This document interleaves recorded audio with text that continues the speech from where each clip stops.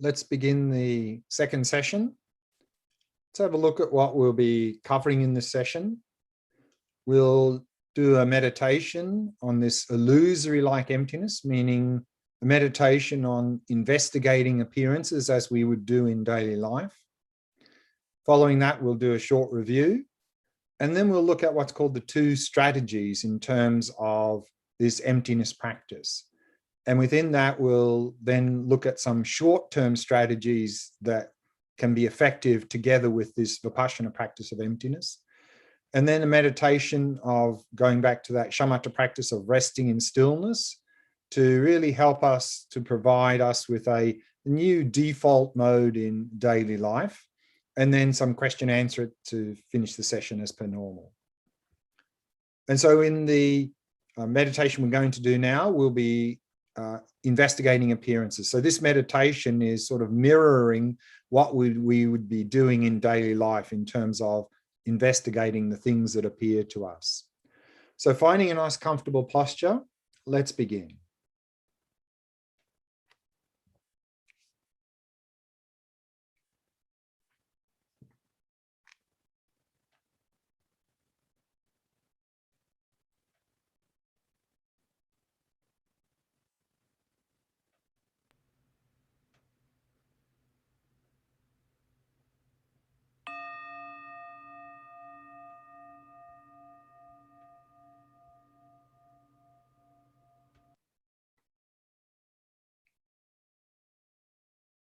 As always, we begin by preparing the body, establishing a good posture, back straight and body relaxed.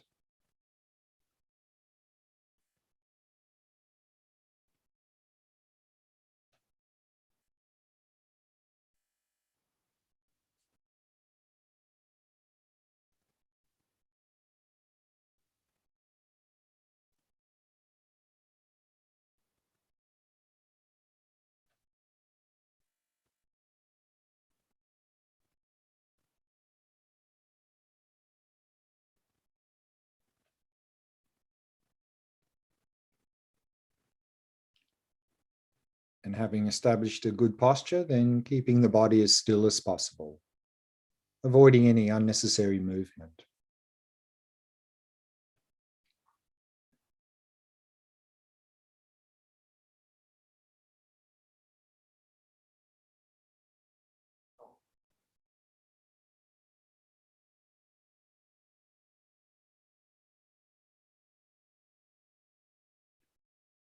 Allowing the breathing to flow naturally and effortlessly.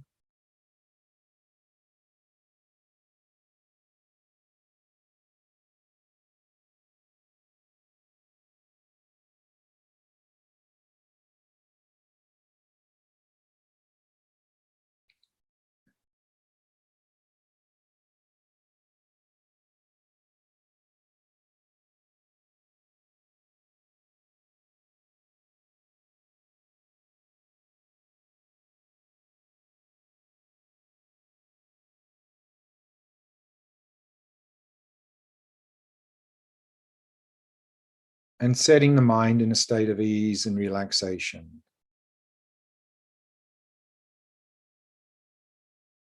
Simply allowing the mind to come to rest. To come to rest in the stillness of the present moment.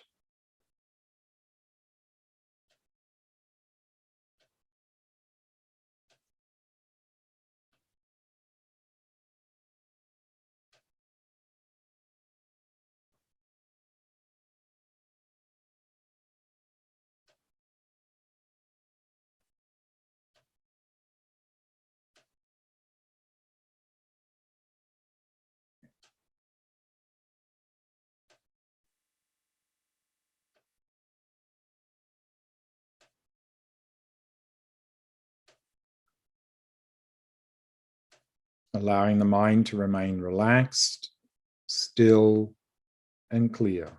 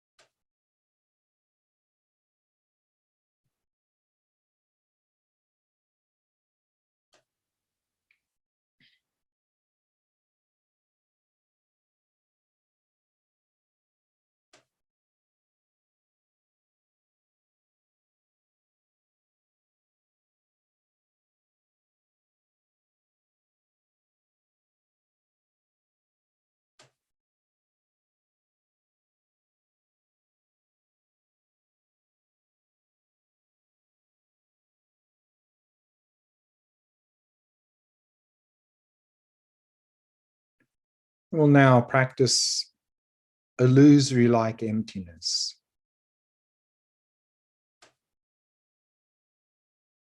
Which is the practice we do post-meditation during daily life, where we investigate with subtle discernment the things that are appearing to us.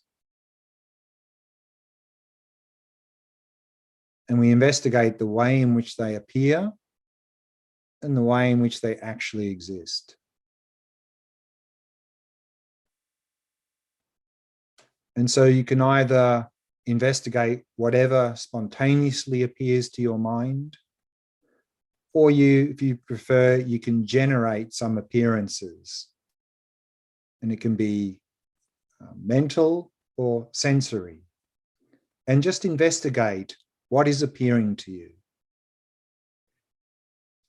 How does this appearance, this object, exist? Does it exist objectively? Or is it a dependent arising being merely imputed by name? So investigate closely anything that appears to your mind.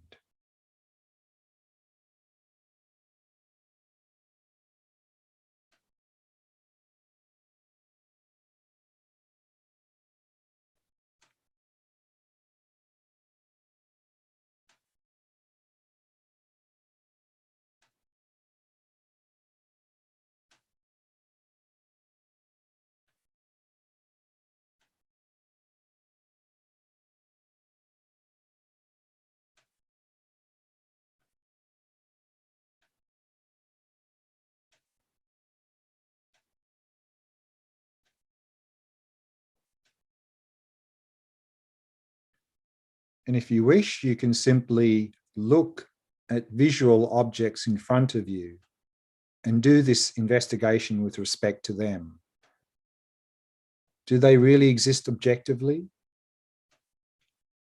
Or are they merely imputed by name, merely labeled?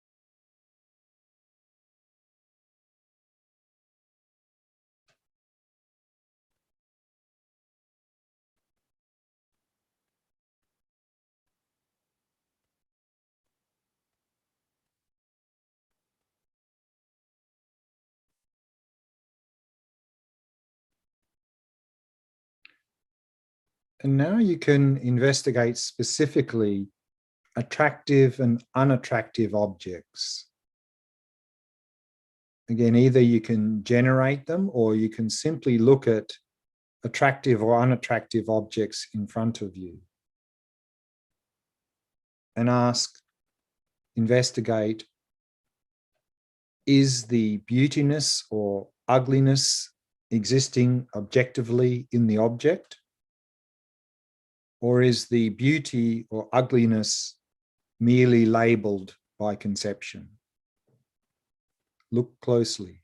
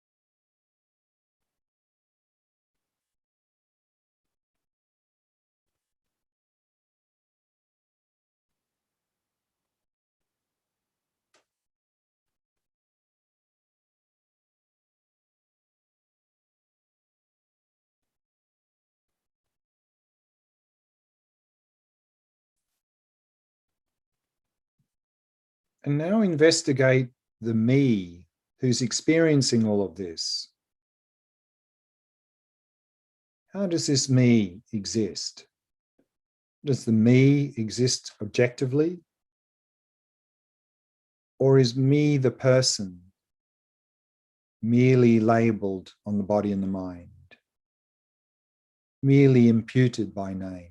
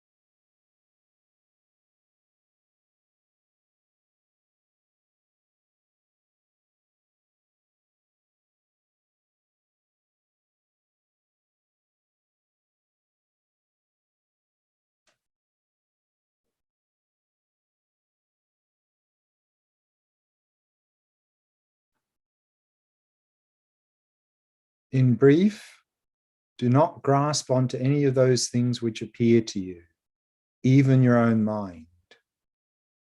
They are merely imputed by name. They are like a dream, like a mirage, like a reflection of a moon in water, and like an illusion.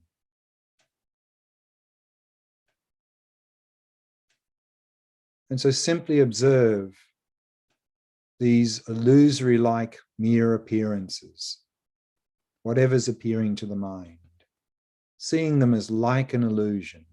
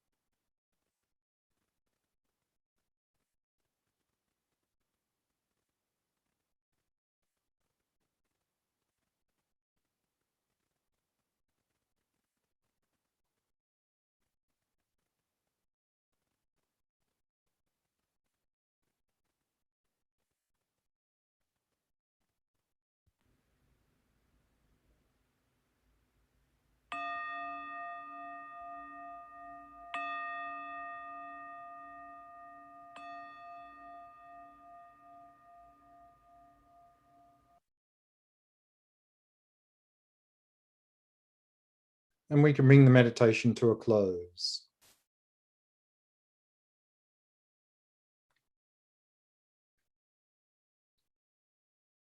And so let's begin with a short review before we move on to the main topics for this session.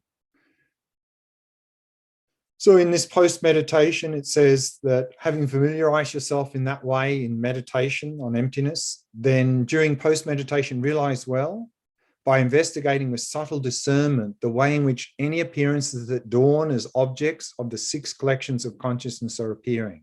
So this is what we did in this meditation. Everything that appears to us, whether it's mental or sensory, appears to exist independent of us. But if we investigate those appearances, we'll come to see that the way in which they actually exist as dependent arisings without an independent essence will then dawn nakedly and vividly based on our understanding of emptiness. And so this is the essential point of view, just recognizing whatever dawns, recognizing that whatever dawns is that merely labeled, that it does not exist as it appears. And so again, in brief, do not grasp onto any of those things which appear to you, even your own mind. And we're constantly sustain this practice by alternating between meditation on emptiness and then the post-meditative practice of seeing things as like an illusion, realizing that everything we experience is a dependent arising, merely imputed, merely labeled, not existing as it appears, even though it really does appear to exist there objectively, independently.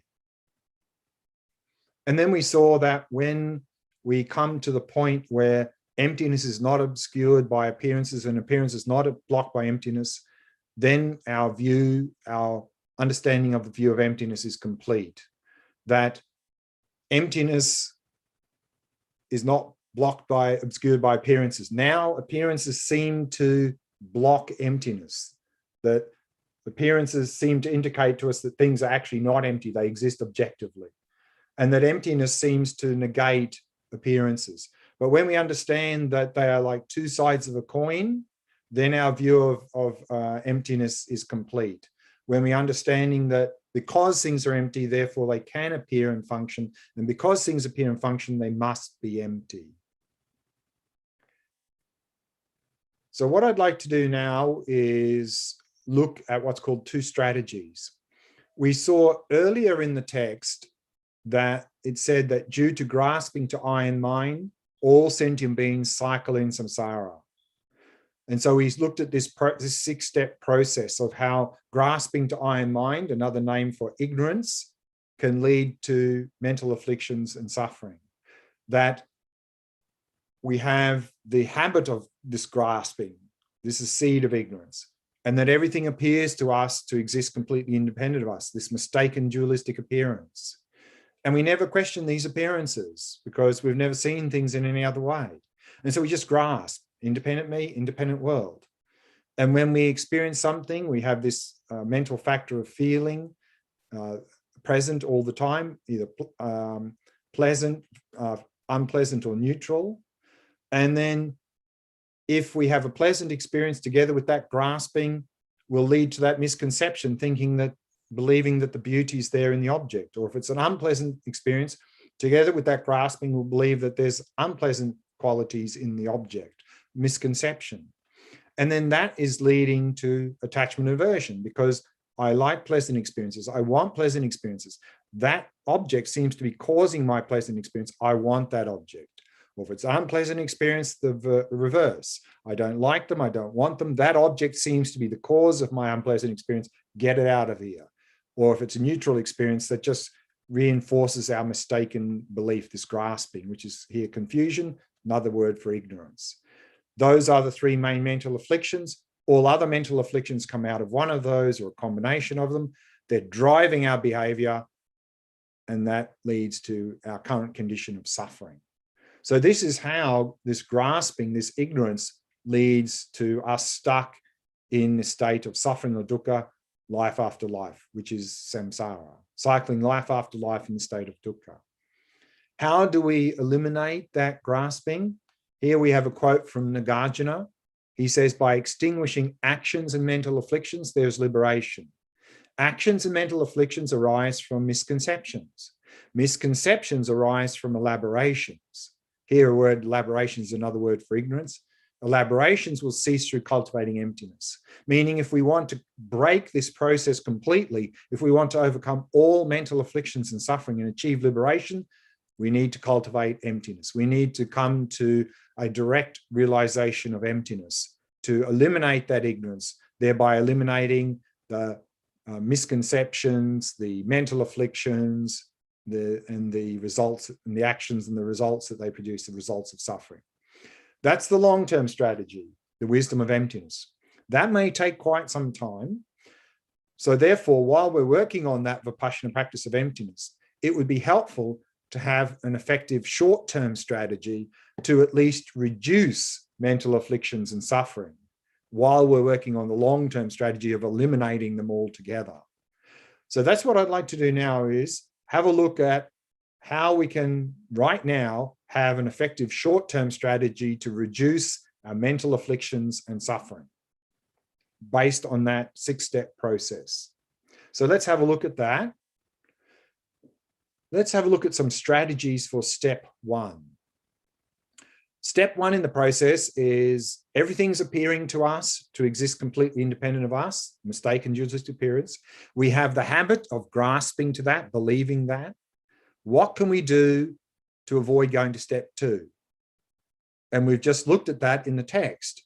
What we are to do is this illusory-like emptiness practice, that based on our understanding and experience of emptiness, to question appearances in daily life, to see things as like an illusion. Don't grasp onto the things that appear to us.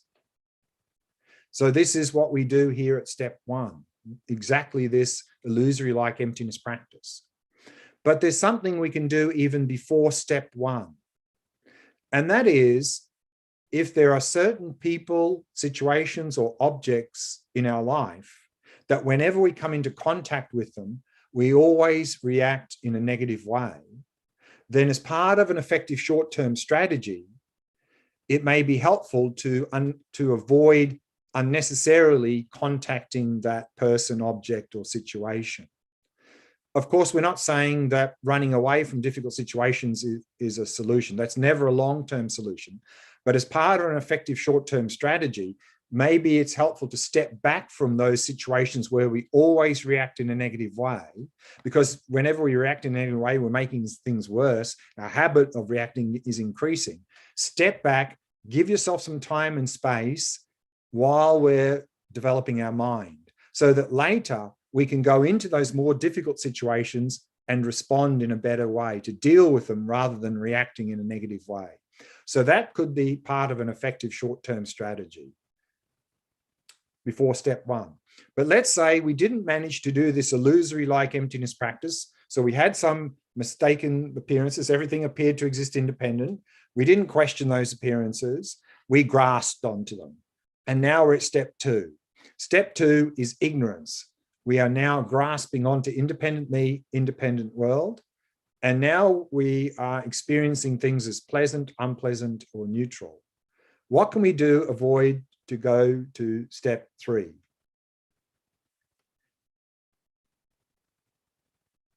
And that is very effective thing to do here is, and this is very much emphasized, particularly in Theravada Buddhist traditions, is simply observe those pleasant, unpleasant, and neutral feelings. But to be able to observe them, we need mindfulness.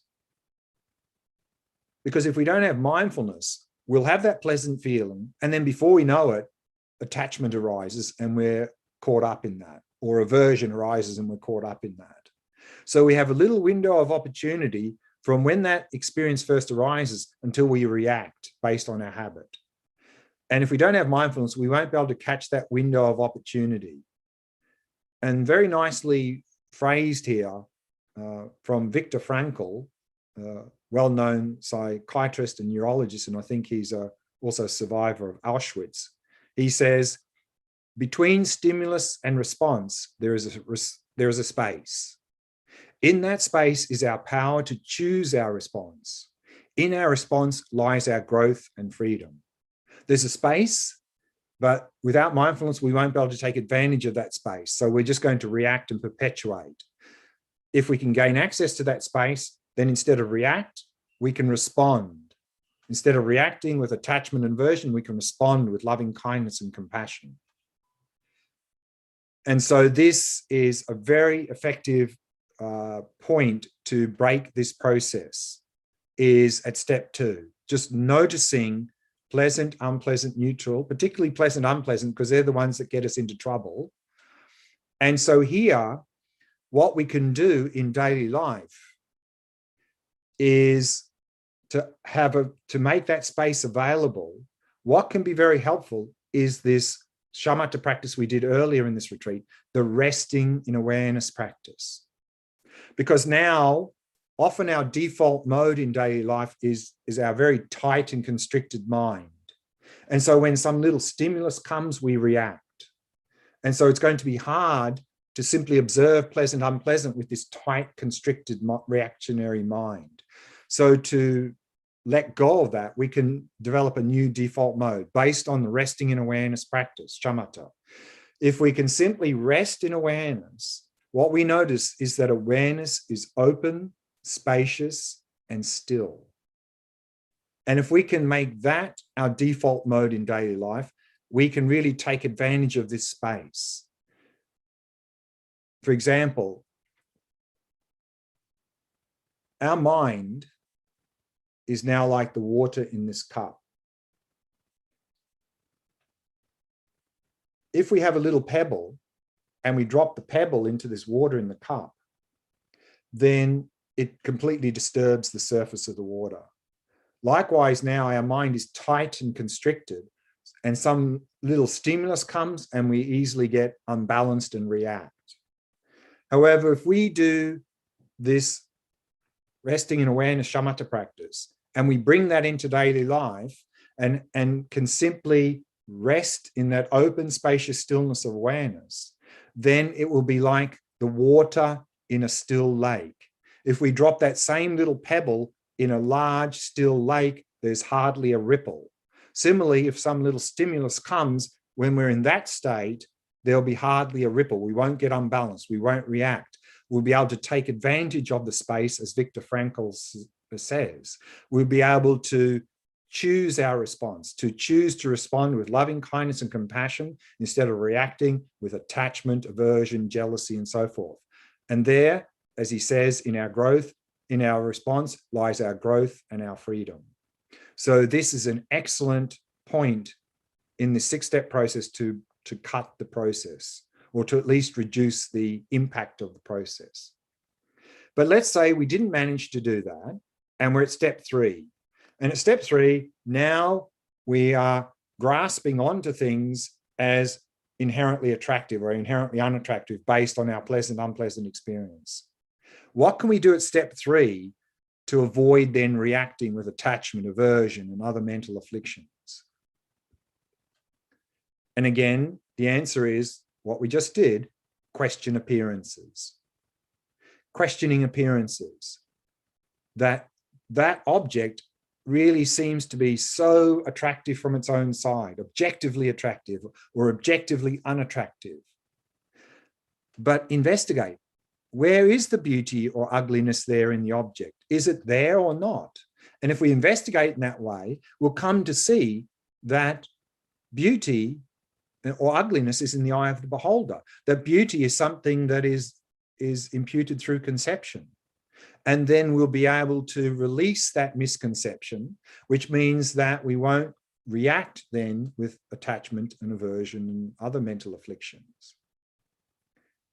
But let's say we didn't manage to do that. We didn't question those appearances, and we're now reacting. We're caught up in attachment to pleasant, aversion to unpleasant, and so forth. What can we do at step 4 to avoid acting on those mental afflictions? And what we can do is similar to step 2, where we observe pleasant, unpleasant. We simply observe the mental affliction that is arising. We observe the attachment, the aversion, the jealousy, the anxiety, the frustration, whatever's arising. Just observe it. But again, without mindfulness, that's not going to happen, because we'll only notice them when they're already quite well developed and they've already taken control of our mind.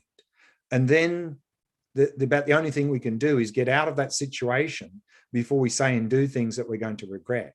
So the key is to catch them early before they take control of our mind. To do that, again, we need mindfulness, therefore the importance of shamatha practice. If we've strengthened our mindfulness through shamatha practice, then we have that little window of opportunity. We can take advantage of that gap, that space.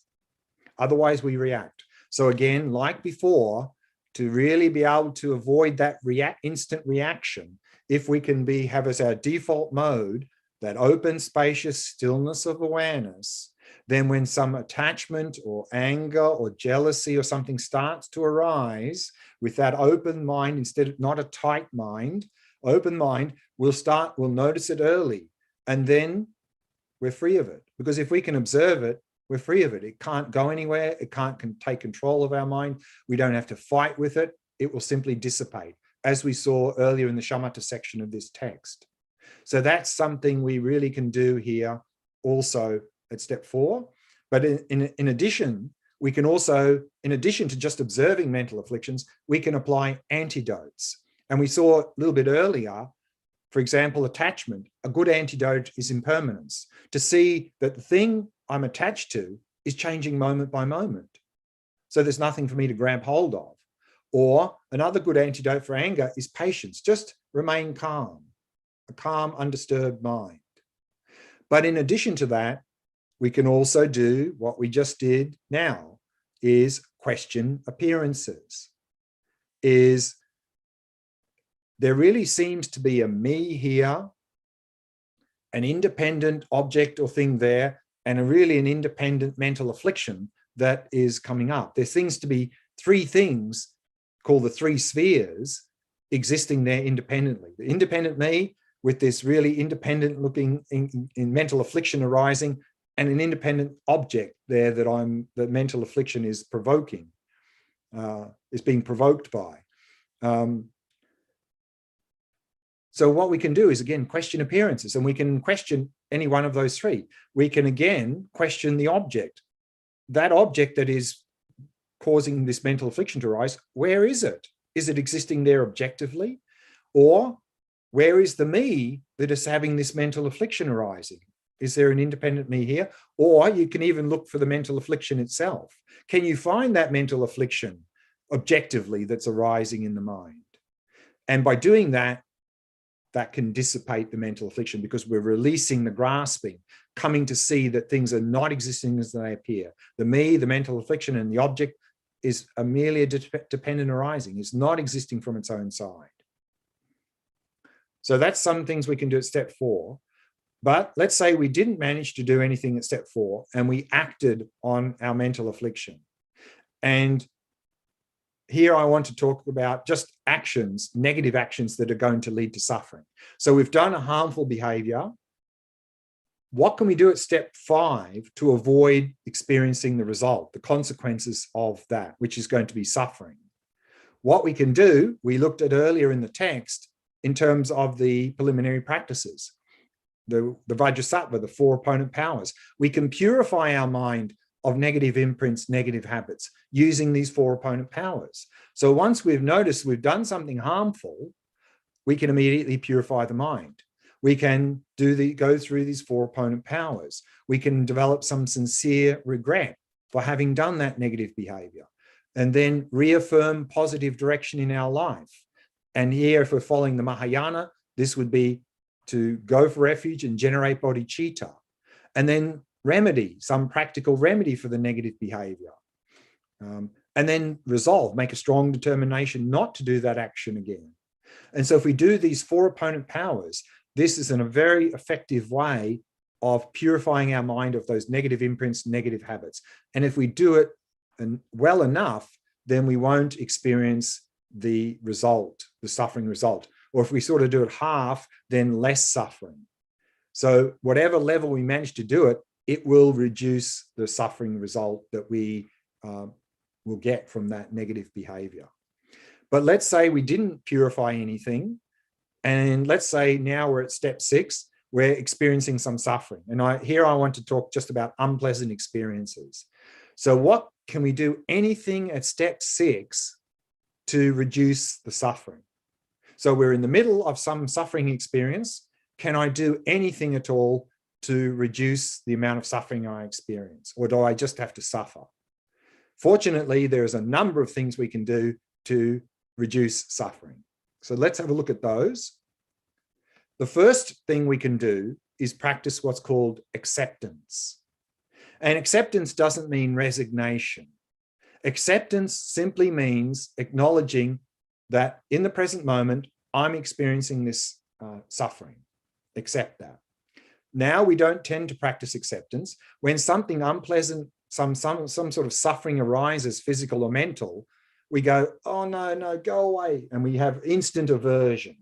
We're trying to push it away. And what happens is when we have aversion to some suffering, all that does is it magnifies the amount of suffering we experience. If we can avoid the aversion by just acknowledging, okay, I am experiencing this suffering at the moment, accept. But accept is not resignation. It doesn't mean don't do anything about it. In fact, acceptance, practicing acceptance, we can follow advice from Shantideva, who says, if a situation can be remedied, why get upset? Just fix it. And if a situation cannot be remedied, what's the use in getting upset? No, it doesn't help. So in acceptance, we go, okay, I'm experiencing the suffering. Can I resolve it? Yes, okay, resolve it, no problem. No, I can't. It too shall pass. So we can practice together with that impermanence if we can't resolve the suffering situation. Because often we put more suffering on ourselves by having this thought that, oh, this suffering is going to last so long. Oh no, I'm never going to get rid of this. And then that just magnifies the suffering. But if we just simply know, if we can't resolve it, we just go, okay, it'll eventually pass. That already lightens the suffering. But again, to practice this acceptance, we need this mindfulness from shamatha, because otherwise we're just going to react. Some suffering will come and instantly we're going to have aversion. We won't be able to practice the acceptance.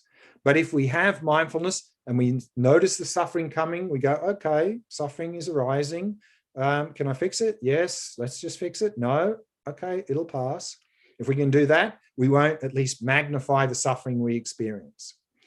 But we can do something more as well.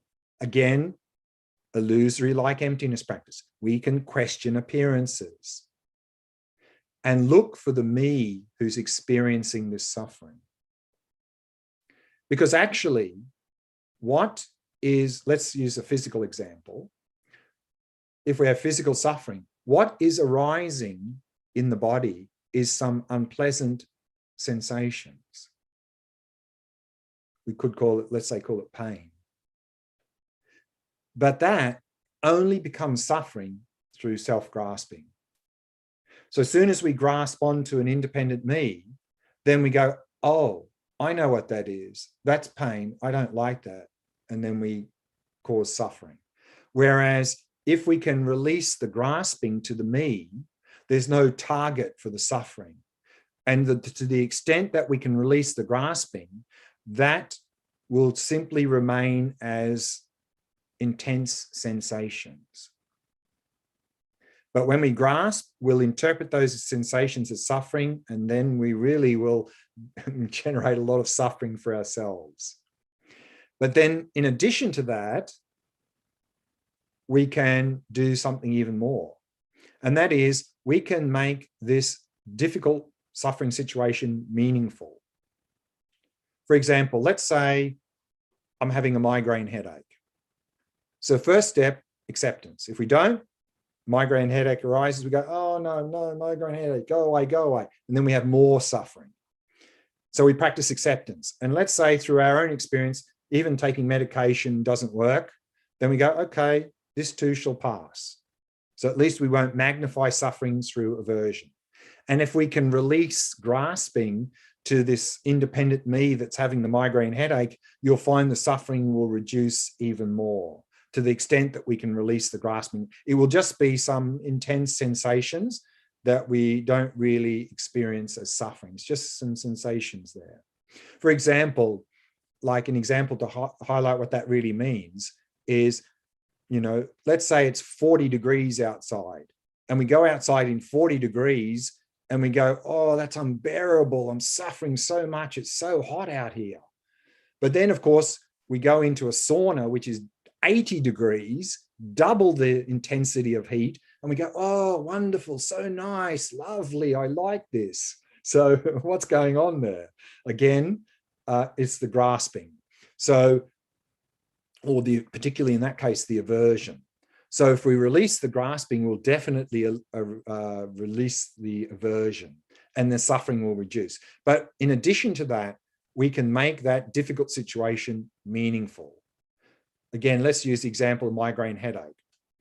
And let's say that it's the case, I just have to wait for it to pass. But then we can say, okay, I'm not the only person on this planet with a migraine headache right now. There must be thousands of other people with migraine headaches, maybe much worse than me. So by me willingly accepting this migraine headache, may all others be free of theirs. And then we can do this Tonglen practice where we take on everyone's migraine headaches and we give them happiness. And so then we use that opportunity, that difficult situation, as an opportunity to cultivate loving kindness and compassion. And also now what you will probably find is, because now we're more focusing on others than ourselves, that suffering will reduce even more, because often the suffering increases when we're obsessively self-focused. Poor me, poor me, poor me. Whereas we're focusing on others with compassion, that often subdues that suffering even more. So these are some things that we can do at step 6. So then, summarizing all of that, the long-term strategy to get rid of all mental afflictions and suffering is the Vipassana practice of emptiness. We can come to, if we come to directly realize emptiness, we can slowly eliminate all mental afflictions and suffering. But again, that could take quite a long time. While we're working on that short-term strategy to reduce mental afflictions and suffering. So we saw a number of things here very important. One, mindfulness, the importance of shamatha practice, to be able to simply observe pleasant, unpleasant feelings, to observe mental afflictions, to not get caught up in them. Very important. And as part of that, we saw to be able to really help to do that, if we can develop this default mode of resting in open, spacious stillness in daily life. That, with mindfulness, very, very effective to simply observe without reacting, getting caught up in mental afflictions. And then we saw definitely at stages 1, 3, and 6, the importance of this Vipassana practice of illusory-like appearances, to investigate appearances, to see that things are like an illusion, to release, to reduce that mental afflictions that are arising in the mind, and to reduce the suffering that they produce. And then also we can apply antidotes, various antidotes to mental afflictions. And then also the importance of then purifying our mind of negative imprints and habits through those 4 apparent powers, which comes in the preliminary practices. And then lastly, to use these difficult situations as an opportunity for cultivating compassion for others. And so that's what I'd like to do now, is to do that practice that we did a little bit in the earlier shamatha part of this retreat, is just to rest in that open, spacious stillness, resting in awareness, and to really get familiar with that so that we can really bring that into daily life and really have that as our default mode, rather than as a tight, constricted mind as our default mode. So let's do that practice now. Find a nice, comfortable posture. Let's begin.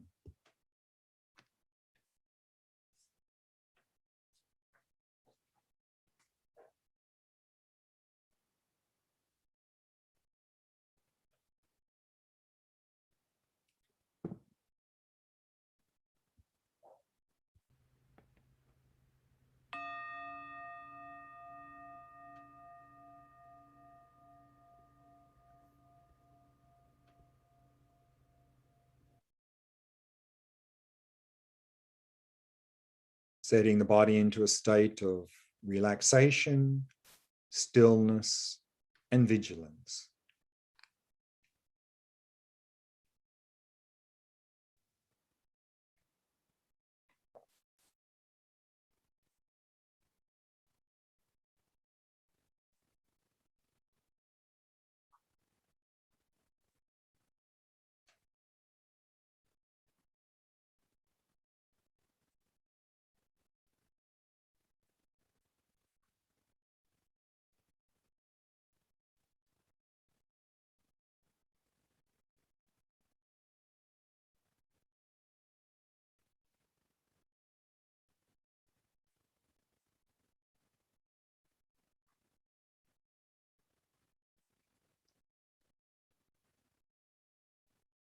allowing the breathing to settle into its natural rhythm.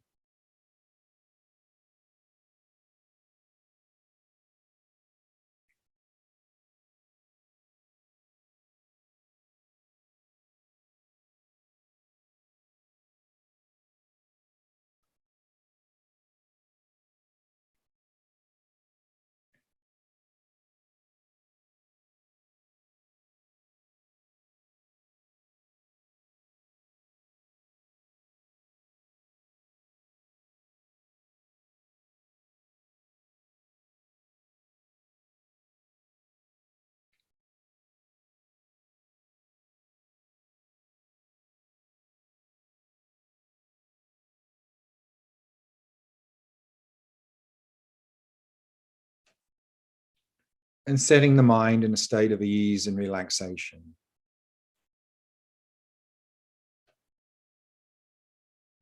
Simply allowing the mind to come to rest in the present moment.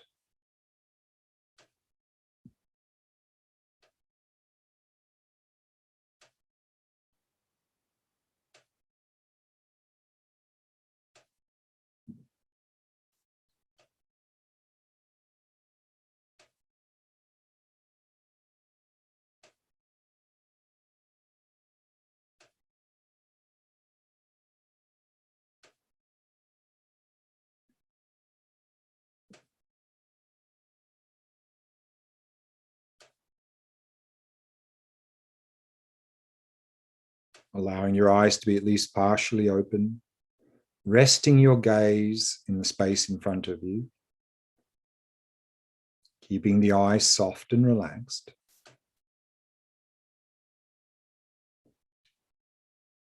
And then simply release all appearances and allow the mind to come to rest. Resting in awareness itself. Simply knowing that you're aware.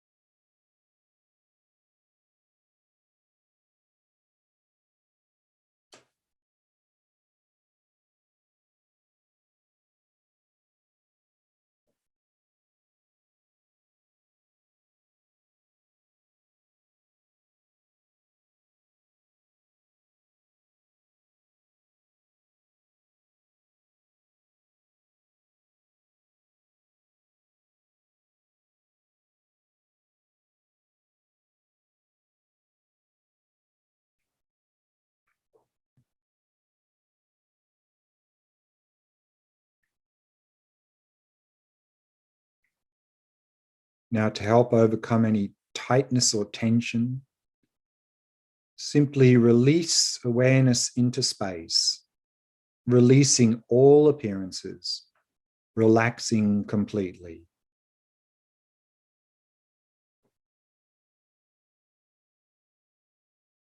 And simply resting in that openness.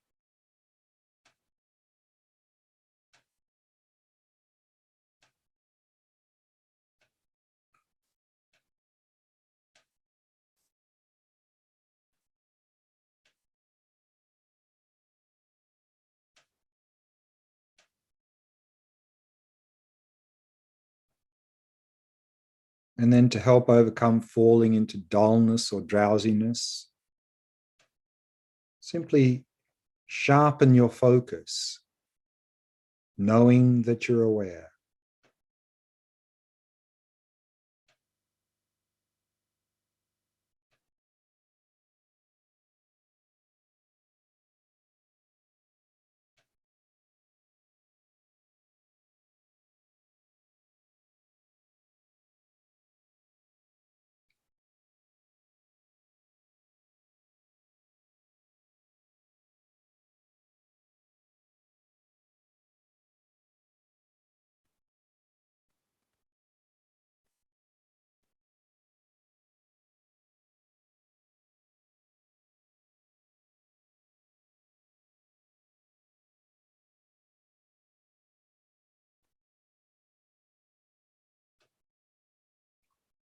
And once again, to help release any tightness or tension, releasing awareness into space, releasing all appearances, relaxing completely,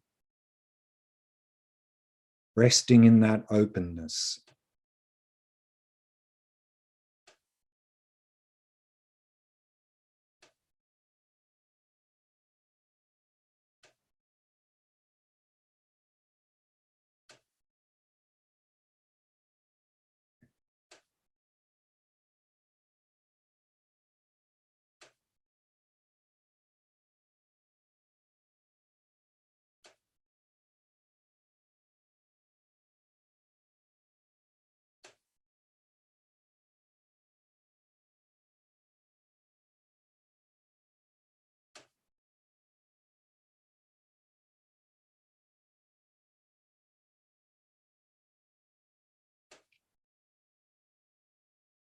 And once again, to help overcome any dullness or drowsiness, sharpen your focus, knowing that you're aware.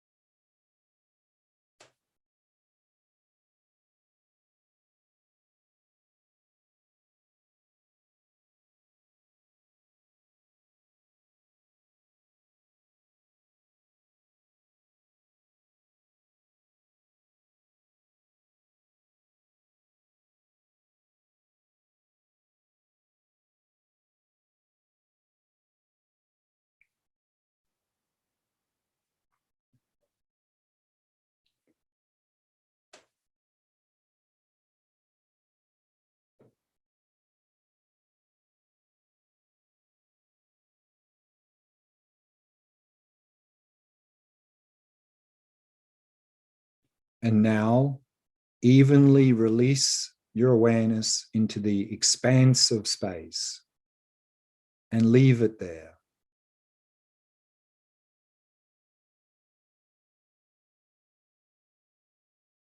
Simply resting in that open, spacious stillness.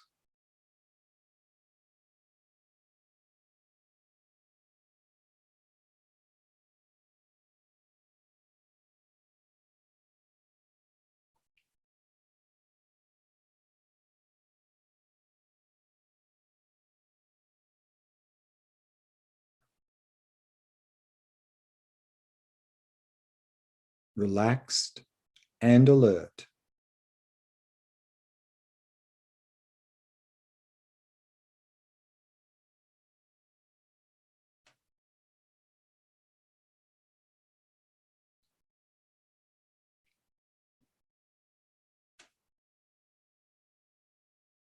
Open and spacious.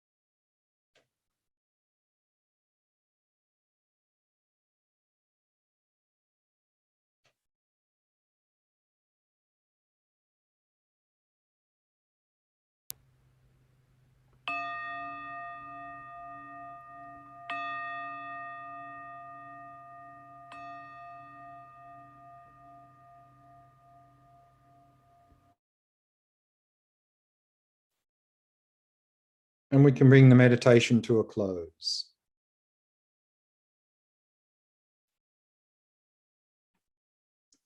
You have plenty of time for question and answer now. So if you have any questions, again, put them in the chat and see if we can answer them. Do we have any questions, Tomer? Maybe even some left over from the last session. Yes, we have one from last session and a few from this one. So Neil asks, now after this teaching, when I'm doing shamatha of observing the mind, what is it that I'm observing it? What? I didn't catch the end of it. What are you? What? Sorry. When we are observing the mind, what am I observing at? What are you observing at? Yes. So in this text, we saw there's two variations to observing the mind. One is where we're fully attentive on the mental events, i.e. observing any thought that arises. And thoughts is all mental activity. Thoughts, emotions, mental images, memory. So that is one variation. We're just observing anything that arises, any mental events arising in the mind. The other variation is where we're actually turning awareness in upon itself and just knowing that we're aware. That's that resting in awareness practice, and we're not paying attention to any appearances. So both of those are using the mind really as the object, although the resting in awareness practice is often called shamatha with no object because you're turning awareness in upon itself, but it is still using the mind there that we're turning in upon. So there's the two variations of that practice. So you can choose whichever of those you prefer to do. Either observe all the thoughts or just turn in and rest in awareness itself. Okay, thanks. Next one is from Tom. And it reads, when practicing illusion like emptiness outside meditation and focusing on an appearance, should we still apply the 4 essential points, finding the target and so on? No. Remember, this illusory-like practice is what we're doing after the emptiness meditation. So if we haven't studied any emptiness or meditated on it, it's probably going to be quite difficult to do any sort of illusory-like practice, because we'll look and we'll go, well, of course they're existing there objectively. What do you mean like an illusion? They're not like an illusion, they're existing there. I can see that. So therefore, it's important, if we want this illusory-like practice to be effective, it's important to have studied and contemplated on emptiness, and then also to meditate on emptiness. So ideally have a little bit of taste of emptiness in meditation, so that when we see appearances that really tend to be suggesting to us that they exist objectively, we can go, no, they're not like that. In fact, they're not existing like that based on my understanding and experience of emptiness. So therefore, we can just simply, we can just question those appearances, because the object of negation here is there. We're seeing it. So all we need to do is, like, we can either just based on, I mean, we saw that that if we have a good appreciation of emptiness, then merely seeing appearances is already deepening our practice of emptiness, because we'll know that they're merely imputed. But in the beginning stage, we probably won't have that experience, but we'll certainly be able to question that. And particularly what I introduced earlier in this presentation and the meditation, what would be very helpful, and I think it's a little bit easier to do in the illusory-like practice, is whenever we experience something pleasant or unpleasant, because they're the ones that tend to get us into trouble, that we react with attachment, aversion, jealousy, and so forth, is then to look for the attractiveness or ugliness in the object itself, and to really come to appreciate that beauty is in the eye of the beholder. So that's a sort of practical way of doing this illusory-like emptiness practice, is to look for that beauty or ugliness in the object, to dissect it and try to pinpoint precisely what it is that is objectively attractive, objectively ugly. And we'll come to realize, well, actually, that's something is just merely imputed by conception. I'm labeling that as beautiful. And so that, I think, can be a very helpful way of doing this illusory-like emptiness practice. Okay, thanks. Next question is from Dana. I found it difficult to investigate appearances when I was thinking of a memory of a conversation with another person, but when I look at the wall, then it is easier. Can you give tips for how to investigate mental events like memories or thoughts? Yeah. Probably, again, I think it would be easier to start with visual objects because it's a sense object. And so it's easier to see something visual than imagine in the mind because our imagination gets a bit fuzzy and so forth. So I would recommend actually starting with visual objects. And often where we start to react is on the basis of seeing or hearing something, some sense object. That's where often the reactions start. So I would tend to start there.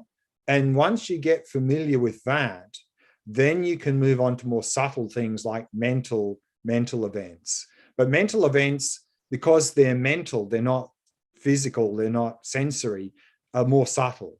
A little bit like in the shamatha practice. Generally, when we start shamatha practice, it's easier to focus on the sensations of the breath than observe thoughts because thoughts are more subtle, a mental event.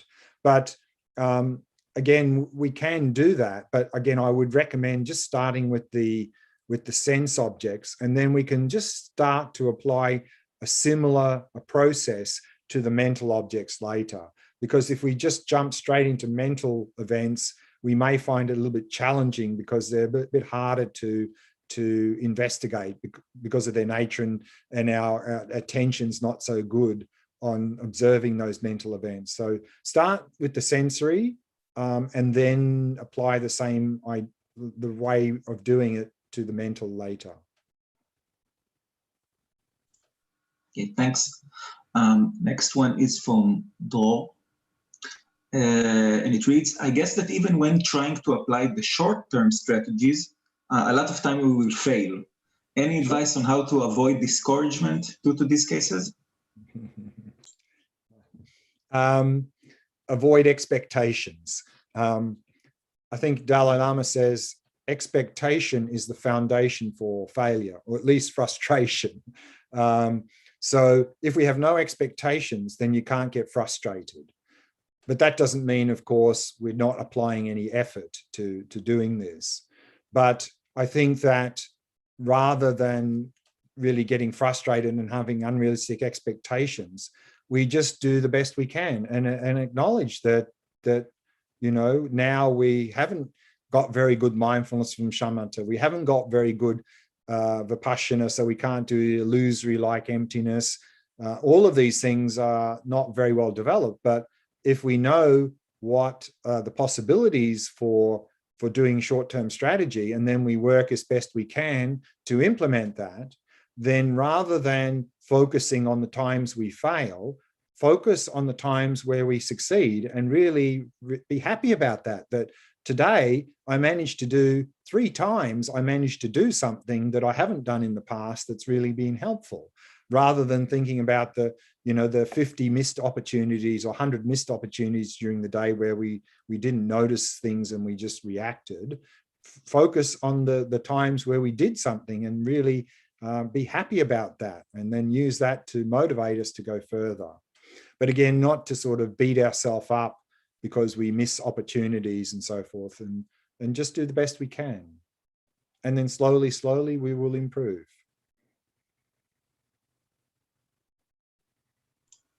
Okay, thanks. Okay, a question from Tom.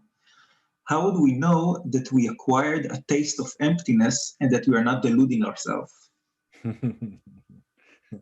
Yes, very easy in this emptiness practice to delude ourselves, for sure.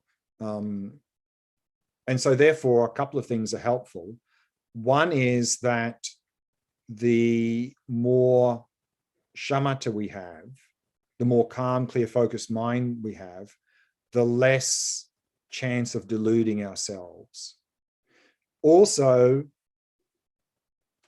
having if we're really going into this practice, to have a qualified teacher where we can then give feedback to, saying, we've had these and these experiences, what do you think?